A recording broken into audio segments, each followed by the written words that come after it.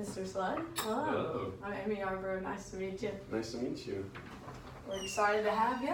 Well, I'm excited to be here. Yeah, welcome to Southwestern Sports Medicine. Thank you. Here's a copy of my resume Thank you. and my business card. Awesome. Thank you so much. So, I just wanted to tell you a little bit about myself before we get started. Like I said, I'm Amy Yarbrough. I'm the director here at Southwest Sports Medicine.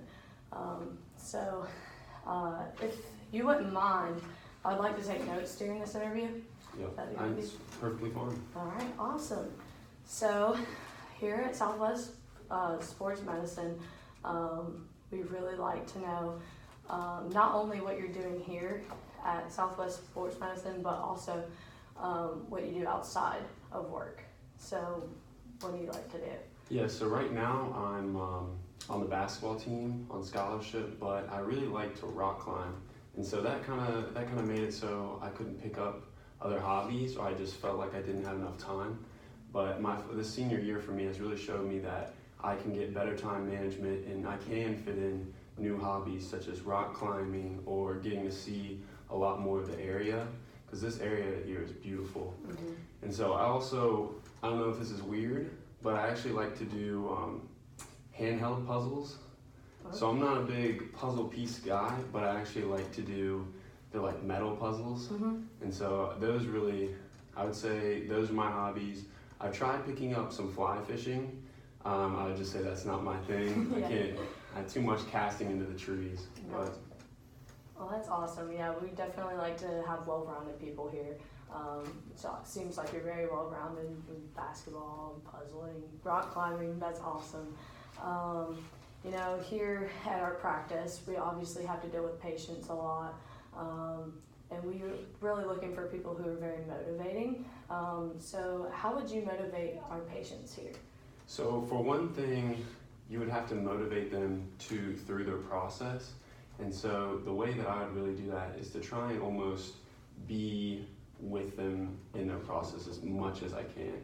I would really try to understand what they're going through and try to just almost like get inside their head and like understand that, okay, they're having a bad day, they're upset, this person just tore their ACL, they're coming in, they might be a little angry, they might be a little agitated, and so you're gonna have to really try and uplift them Mm-hmm. to get their spirits more towards not less like, oh man, I'm injured, but like, this is my first day of recovery. So I'm on that track to recovery, and so you just gotta motivate them to just basically to understand that every day they're getting better. So I'm almost like a glass half full and glass half empty. Right. Well, that's funny because I actually have another question a little bit further down on here that says, how would you handle a bad patient situation? So, or have you ever experienced a bad patient situation? Yeah, so I actually did an internship this past summer at a physical therapy practice, and we had this one girl who would come in, and she was on the final end of her knee recovery, and she just really didn't want to do the workout. She just really didn't want to.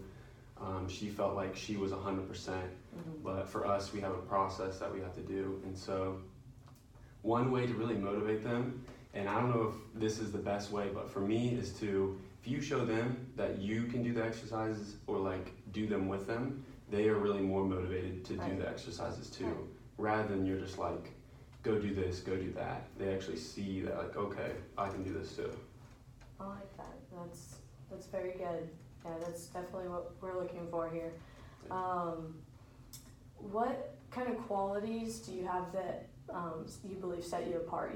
Here we're really looking for people that value themselves and bestow those values on other people. So what kind of qualities do you possess? So I would say one of the best qualities I have for this job would be empathy. And so going back to like understanding what they're going through, being an athlete and knowing like the heartbreak of like what an injury does to you. Another quality I would say that I have would just be like a personable person. And so what they really like is physical therapy is almost like a hair salon. Like when you go in there, you're gonna keep going back to the same hair lady who knows you, who like remembers your name, remembers what you're talking about. So Another good quality is just being a personable person, and then on top of that, just having the knowledge to like, you really want to have the knowledge, not to overpower them with the health science, but they want to know that like, you know what you're doing. Right. So another thing would be like having the knowledge. Let's see, one more quality would have to be. Dang, I'm stuck on this one. Okay. Take your time. So one last quality I would think would be empathy, personal person, knowledgeable, and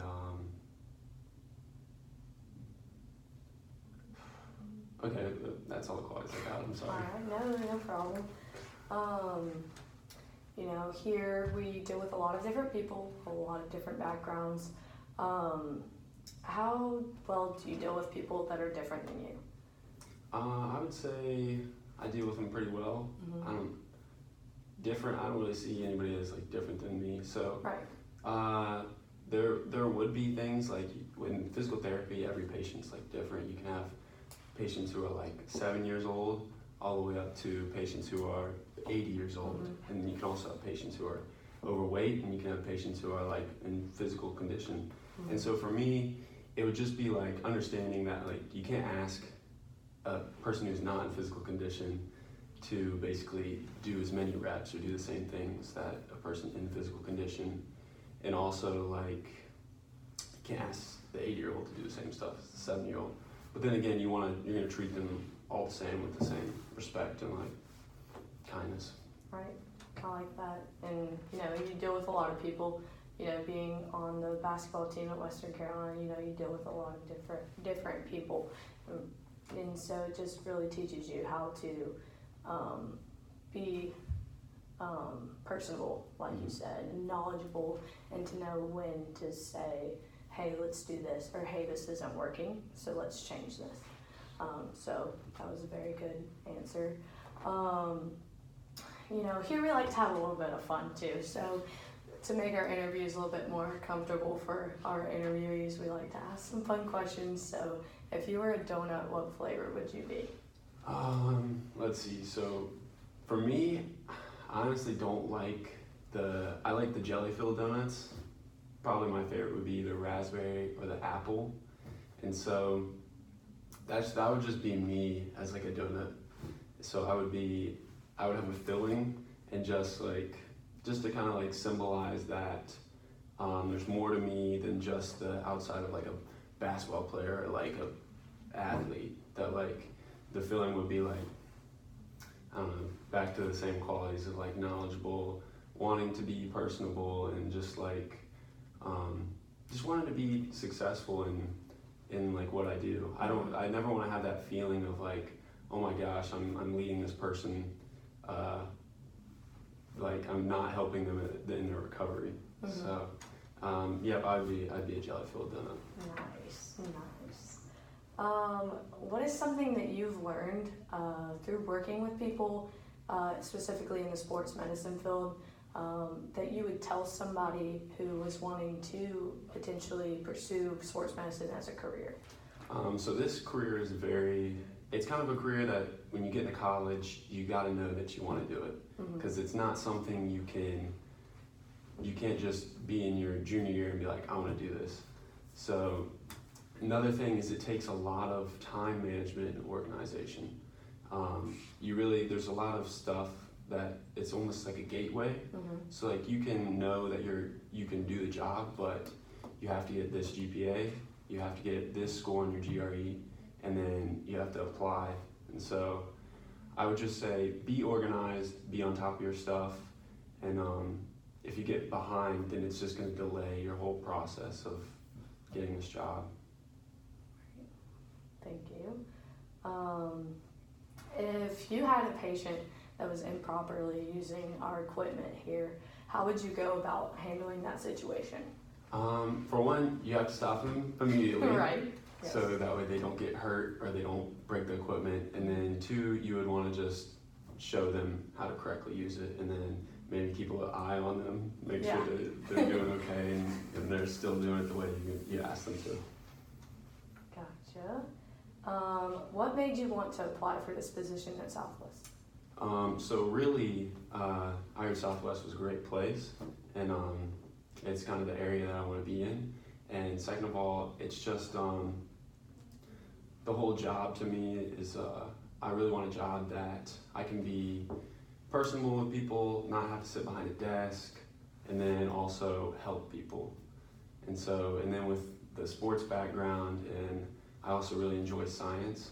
Mm-hmm. And so with all those combined, I just really found that this is right for me. Awesome. And what do you think about when you're alone in your car? When I'm alone in my car, so I would definitely say that my mind kind of jumps around. You know how if you get in a car, you're never going to think about the same thing for like an hour. Right. So my mind typically jumps around. It really depends, because sometimes you can have those stressful car rides where you're driving and you're thinking about, oh my gosh, I got all these things to do. So I would say one thing is I think about all the things that I have to get done. Mm-hmm. Second thing would be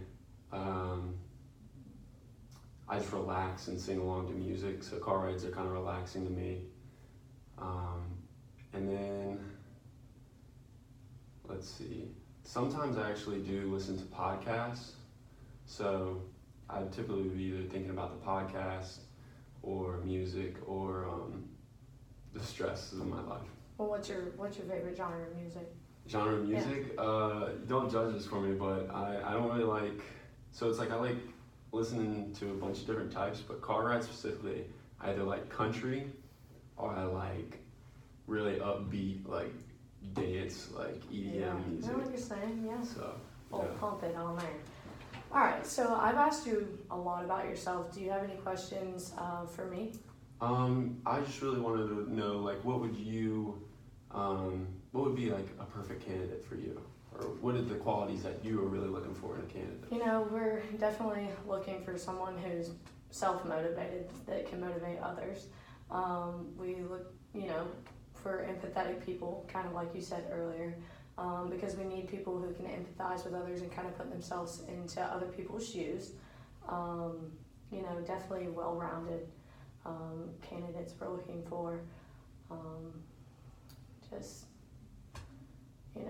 Yeah, and then one more question is, what would be the next step in this the interviewing process? So the next step is I'll get with my team, I'll get with the HR and all of my bosses and all that, and we'll touch base and we'll kind of go off of the qualities that we believe that you possess. Then we'll talk about it and we'll get back with you within a week. If you don't hear from us, it's probably a no, but just, give us a little week range to talk it over and process it all. But I really appreciate your time, Adam, and I think we'll be contacting you very soon. Thank you, I really appreciate this opportunity. Yes, sir. Thank you, have a good day. Yeah, you too.